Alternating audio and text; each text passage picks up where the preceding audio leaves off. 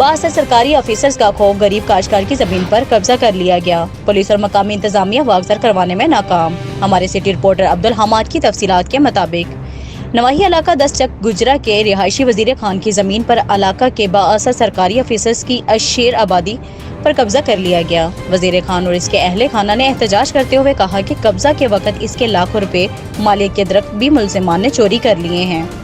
Police और मकामी इंतजामिया को इतला दी गई, लेकिन कोई भी मौका पर न आया।